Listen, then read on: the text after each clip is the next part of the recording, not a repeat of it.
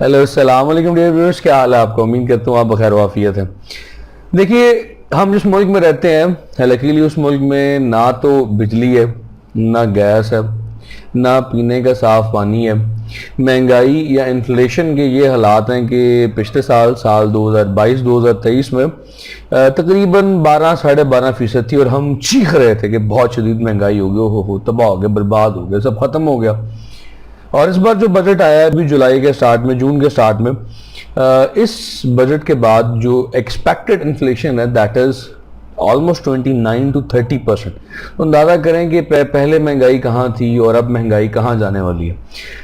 इतनी सारी प्रॉब्लम्स के बावजूद भी हम जिंदा हैं, बचे हुए, यानी कि इतनी सारी प्रॉब्लम्स नहीं हैं, हम अभी भी जिंदा हैं, जिंदगी गुजार रहे हैं, खुशी से जी रहे हैं। तो इन सारी प्रॉब्लम्स को बढ़ाने के लिए एक और प्रॉब्लम आ गई है जी, दैट इज निगलेरिया फ्लोरी की मैं बात कर रहा हूँ। ये एक ऐसा यूनिसेलुलर, एक सेल पर मुश्तमिल जानदार है। अक्सर आपने निगलेरिया के साथ वर्ड सुना होगा, निगलेरिया वायरस। ये वायरस नहीं है, वायरस नॉन लिविंग थिंग्स होते हैं। ये एक लिविंग ऑर्गेनिज्म है, एक सेल पर मुश्तमिल एक अमीबा है। दिमाग से घुसता है, नाक से घुसता है दिमाग में और दिमाग खा जाता है। मतलब अगर आप किसी दुकानदार के पास सुबह जाएं और आपने लेना कुछ ना हो और आप उससे चीज़ें निकलवाई जाए कि भाई ये भी निकाल के दिखाओ, ये भी निकाल के दिखाओ, तो थोड़ी देर के बाद आपको ये सुनने को मिलेगा कि यार तू मेरा दिमाग चाट गए, कि मेरा दिमाग खा गए। तो असल में दिमाग खाना जो दुकानदार कह रहा है वो नहीं है, असल में दिमाग खाना इस अमीबा की तरफ से। ये आपके नाक से दाखिल होगा और होता हुआ आपके दिमाग तक जाएगा और थोड़ी ही देर में दिमाग का ये हाल कर देगा। यस, ये जो पिक्चर आप लगी देख रहे हैं, ये पिक्चर निगलेरिया वायरस के पेशेंट के दिमाग की ओरिजिनल पिक्चर है। अच्छा, अब ये कहाँ कहाँ पाया जाता है। ये वार्म और फ्रेश वाटर का एक अमीबा है, एक पैरासाइट है।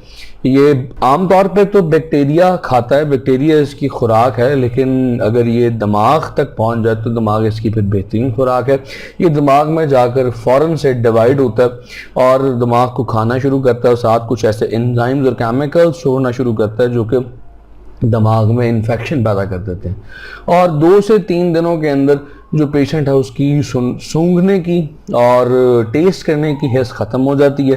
फिर उसके बाद दिमाग यानी सर में दर्द होना शुरू हो जाता है।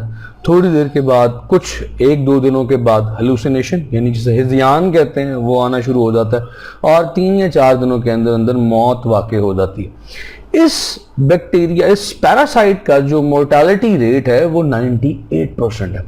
यानी कि अगर खुदा न खास्ता 100 लोगों को ये अगर अमीबा अटैक करता है तो 98 लोगों की मौत यकीनी है। 98% डेथ रेट है इसका। जैसे मैंने भी आपको बताया कि ये फ्रेश वाटर में मौजूद है, या तो ये स्विमिंग पूल्स में है। अगर आप सरकारी पानी यूज़ करते हैं जो कि आमतौर पे फ्रेश वाटर सोर्सेज से भरा जाता है तो ऑब्वियसली ये उसमें भी पाया जाएगा। इसी तरह से अगर आप थोड़ा सा और आगे आए, अगर आप ज़मीन से जो निकलता है पानी, बोर वाला पानी इस्तेमाल करते हैं, अगर वो इस्तेमाल करते हैं तो उसमें भी इसके पाए जाने के चांसेस हैं।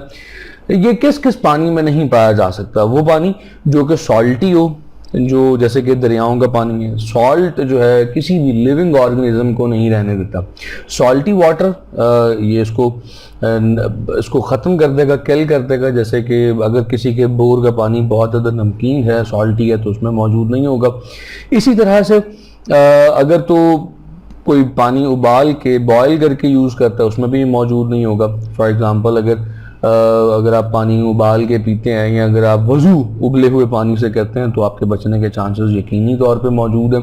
45 डिग्री सेंटीग्रेड तक ये सर्वाइव कर सकता है। 45 degree centigrade is the temperature, यानी 45 डिग्री तक ये सर्वाइव कर सकता है। 45 डिग्री से ज़्यादा टेम्परेचर पर ये सर्वाइव नहीं करता। अभी कराची में हर साल इसके कुछ ना कुछ केसेस आते हैं क्योंकि कराची का जो वाटर सोर्स है हब डैम, वहाँ पर ये पाया गया कल्टीवेशन के बाद। जब उसका एनालिसिस किया गया तो ये वहाँ पर था। अब पंजाब में भी मुख्तलिफ शहरों में, मुख्तलिफ इलाकों में ये अमीबा यूनिसेलुलर ऑर्गेनिज्म पाया जाने लगे।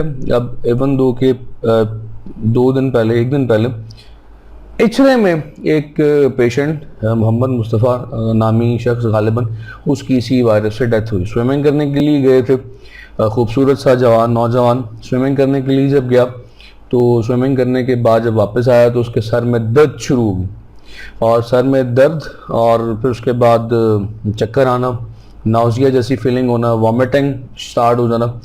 तो कुछ दिन तो घर में जो आम टोटके होते हैं वो करने के बाद जब हॉस्पिटल गया, सर्विसेज हॉस्पिटल एडमिट किया गया, सर्विसेज हॉस्पिटल में डायग्नोज हुआ कैसे नेग्लेरिया फ्लारी का एक उसको कहते हैं कि ये बीमारी है, ऐसे नेग्लेरिसिस कहते हैं, ऐसे ये बीमारी लाहक हो गई, और 3 या 4 दिन के अंदर अंदर इस शख्स की, इस जवान की मौत हो गई।